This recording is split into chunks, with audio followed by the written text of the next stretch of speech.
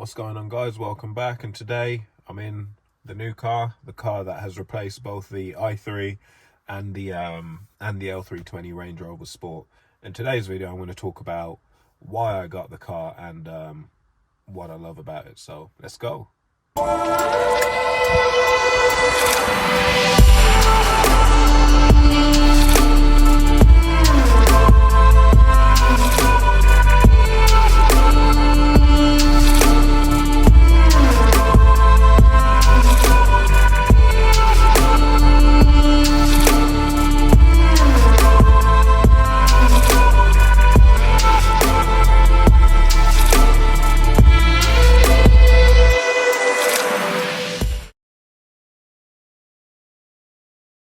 Right guys, so here we are. It's my new car, and this car replaces both the i3 and the Range Rover Sport. And the reason I said that some people hate this is because I've noticed there's a lot of hate for EVs online.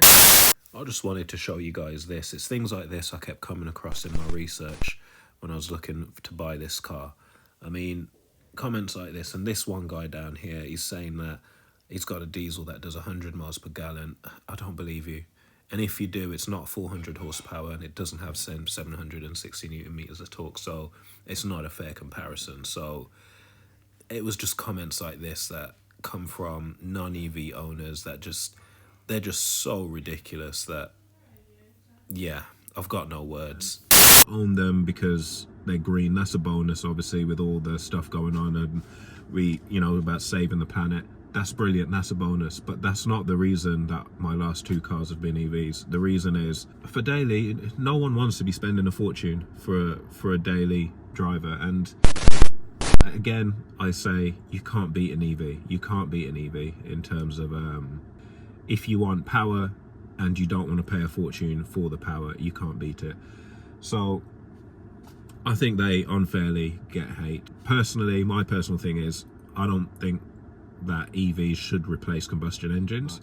Yeah, I just think there is a place for both, and I know a lot of people online in the car world, they hate them, but I love them. They're the perfect dailies. So with that said, the Range Rover was never meant to be a car that I was driving all the time, but we found that I was driving it all the time. It makes sense if we just, when I decided I was going to sell the Range Rover, it makes sense if we also get rid of the i3 and get one bigger car, and that's how we ended up with this. Now, my requirements when I wanted one bigger car was obviously bigger than the i3, as big as possible. That was the requirement.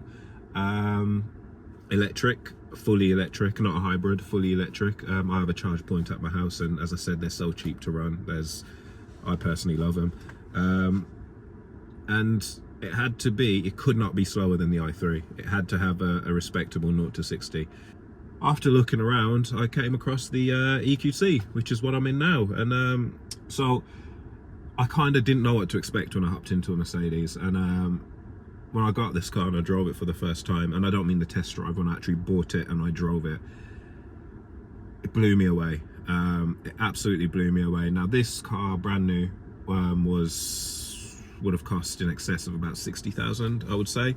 And honestly, I can see why.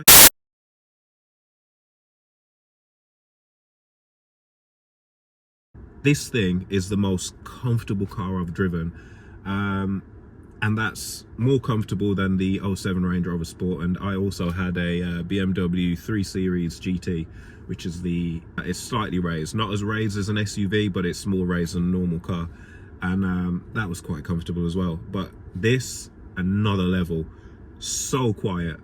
You literally glide along the road, and I can't speak enough. I'm trying to keep this video short, so I'm not going to speak too long about it, but I've never driven anything like it. And I'm not the most experienced driver, but for me, I have never driven anything as comfortable as this. And also all that sound deadening, and the suspension kind of soaking up most, like 95% of bumps on the road. With it being that quick, the first time I put my foot down, it was actually pretty scary, because I'm used to driving BMWs, and the BMW motto is the ultimate driving machine. So with that, especially if you have, I only had one non-M Sports BMW. I've never had a full fat M car. My wallet's only thick enough to afford the M Sports variants. So that's all I've had. So they're lowered, they're sportier, they have the big brakes, you know, they have a lot of the sportier things. And with those, you can feel the road more. You generally sit lower down, you feel every bump, and the handling is superb. And you want to feel every bump when you're kind of flinging your car around corners and things like that. This, it was scary because I couldn't feel any of that. And it's so quick. When you put your foot down, it says 0 to 60 in 5 seconds. It was so quick. And you almost... It took me a while, basically. You can't really, that sense of connection with the road wasn't there. And it took me a while, and it's not a car that is meant for racing around in. It's a family car. It's based on luxury and comfort. It isn't a car that is meant for, just because it's quick, it's not meant for darting around and flinging around corners. That being said, it does do it pretty well. And after I got used to it, it does also corner pretty well. It sticks to the road.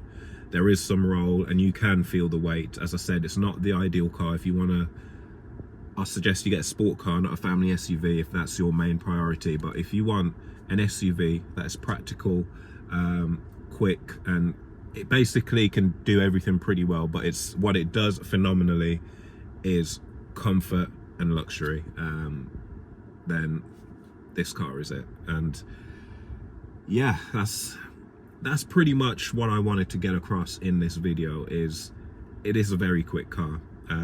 It does handle very well, but beyond all that, the levels of comfort are phenomenal. And for my taste, I have watched a video as an older guy. He was saying that for him, he found what's going on in here a bit too much. He would have liked it more simple. For my taste, I love it. Now you've got your little carbon fiber. Can I show you guys? You've got your carbon fiber bits on the door. You've got these, you see, you've got these here, and it goes, let's see if I can, this bit of detailing here, it goes all the way around the dash, travels all the way around, and it just works really well. You've got your stitching. This looks like Alcantara, but it's not. Oh, and guys, what you want to, so I think, because this is an EV, Mercedes have gone, eco-friendly where they can. So, while the dash looks like leather, it's not. It's, the best way I would describe it is it's some kind of like wetsuit material. But you can see the stitching's nice. You've got the gold detail there. The vents, everything's brilliant. This is real leather on the wheel, and obviously the seats are leather.